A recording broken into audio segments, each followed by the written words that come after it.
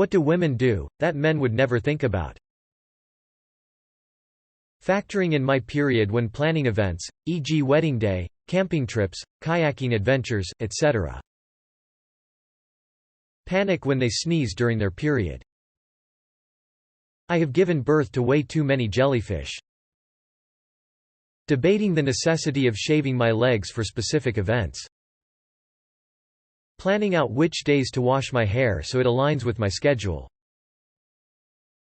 Feeling a little bit of dread when you have a DM from a stranger, because you know opening it is basically disappointing penis roulette. My ex-BF once told me I shower so hot because I feel homesick for hell, thanks, hun. We use sulfur monoxide much toilet paper, especially on our periods. I'm prepared for things, have it in my purse. Spare phone charger? Fitbit charger? Ibuprofen? Naproxen? Lactase pills? Sewing kit? Tampons? Pens? Sticky notes? Battery pack? Checkbook? Stamps? Chapstick? Some days it's just impressive and I'm like a goddamn Mary Poppins, y'all. A lot of things related to grooming. The extent to which many of us deal with body hair, rough skin, hair and skincare, makeup, nails, etc.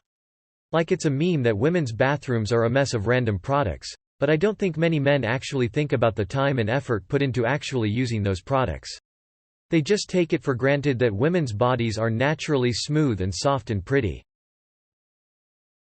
I was on a beach vacation with a guy the first was seeing and didn't bring a razor since airport security usually confiscates them. One night in bed I noticed my armpits were getting hairy and he asked why I didn't pick up a razor at the drugstore the night before. I said, I don't know, I guess I wasn't thinking about my armpits last night. Were you thinking about your armpits last night? And his mind was blown that things like hair removal that seem to happen effortlessly behind the scenes require actual conscious thought and preparation. He is relatively hairless though, so I'm assuming this would be less of a revelation for men who have to groom their own bodies more frequently. Edited for word choice. Remove hair from our belly, around our nipples, upper lip hair. Not just pubic, armpit, leg hair. My husband and I were getting a little touchy-feely the other day in the morning and I noticed him take a second longer glancing at my boobs. But not in a oh yees kind of way but more of a WTF kind of way. Afterwards he says, don't shave your nipples anymore, I'll help you tweeze them if you want. I'm still not sure how I feel about this interaction days later. I'm conflicted for you.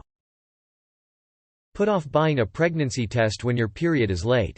It's a huge roller coaster to go buy one. Take it. Imagine raising a child. Imagine telling your partner, trying to decide what to do with it, then getting a negative result. I've had a stern look at my whole life, reassessed our relationship, your ability to parent, my ability to parent, my finances, my ability to terminate a pregnancy, and you will never even know it happened. Is it safe for me to go alone? I make sure to never leave a drink unattended at a bar, even if it's a really uncrowded or laid-back seeming bar. It's second nature. I don't think many men think about this much. Once at a bar with my boyfriend I got up to go to the bathroom and when I came back, I realized he had also gone to the bathroom, and left both our drinks on the table. I had to remind him to please not do that when he's out with me. Oh yeah, I've been out with guys who gave me weird looks when I chugged my drink before going to the bathroom. They didn't understand why I wouldn't feel comfortable leaving it unattended. Also the guys who don't understand why you can't just go for a solitary stroll after dark. I got hungry in the middle of the night but there was no food available. My ex was like, just walk to the corner store, almost a kilometer away. He called me paranoid and childish for not wanting to take a midnight stroll by myself in a small town with inadequate lighting. But whenever I go out with you, I never witness you getting any harassment. Yes. That's because I'm out with a man, not by myself, dumbass. Also, never let a random buy you a drink unless you go up to the bar with them and watch the bartender make it. There's a club in downtown Seattle that was busted for tons of shit. One being the bartenders putting roofies in girls' drinks. I ended up being a victim because I didn't follow the random up to the bar and he returned with a vodka can with a side of roofie. Ouch. Change the hand towel in the bathroom. Being told how you're so small and delicate that he could just break you in half.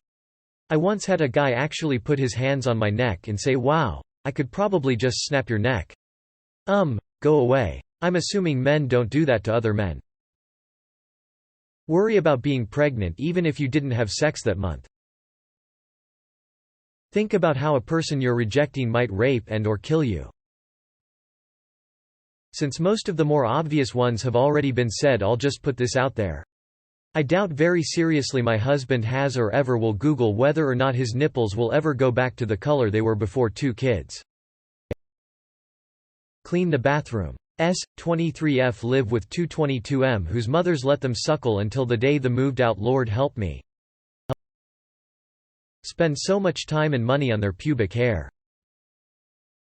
Have each other's backs, even if we don't know one another. I can't tell you the number of times my friends and I have rescued a poor girl in a bar or club from a creeper who just didn't understand the word no. All women know the help me eyes. Once seen, respond accordingly. Usually with platonic dancing to pull her away from the creepy dude and into your larger group of people until the dude has walked away. That, and asking in any public restroom if someone has a tampon. We've all been unexpectedly caught without, and will all return the favor someday. Is it weird if it makes me happy to be asked for a tampon? It's like, yes girl, I've been preparing for this moment. Hell yeah, you can have a tampon. You need any ibuprofen? I remember when I was 18 I ended up at a house party that I didn't want to be at, with a guy the first did not want to be with. I must have walked in with that look in my eye because the hostess was by my side in seconds, taking me on a tour of the apartment and finding out what the fuck was going on. After explaining the series of events that had led me here, she disappeared and reappeared with some other women. She was like, right, boyfriend is making talk with random guy. I've called you a cab. Let's go. And they formed a little semi-circle around me and hid me from this guy as they ushered me out. I was near tears with gratitude and hugged her before jumping into the cab. Will always be thankful to that woman for recognizing how uncomfortable I was. I had no idea the help me eyes were a thing. One night at a fairly busy bar my GF went and took some girl to the bathroom acting like they were best friends. No big deal, figured they worked together or something. A few minutes go by and they come out. She comes to me and straight as an arrow, her name is Stacy. You're her good friend and need her help and to leave now. Meet me at the car with her. I'm sure I had a confused look on my face because she just looked me dead serious and said go. I did as instructed. Apparently she had been there for like 2 hours and some creep was trying to get her blackout drunk and all that. Glad we could help her, but damn was that an eye-opening experience. When I asked my GF how she knew, she just said, I could tell by her face. Worked nightclub security for years with a woman as head security. She taught many of us, men, to be on the lookout for this shit. Then we would just wander over and stand really close to the guy being a creep. They would inevitably get defensive. We were obvious security. Boss's policy was, if the woman did not defend the guy, get rid of him, or call her and she would deal with it more directly. She was a great boss and tough as nails.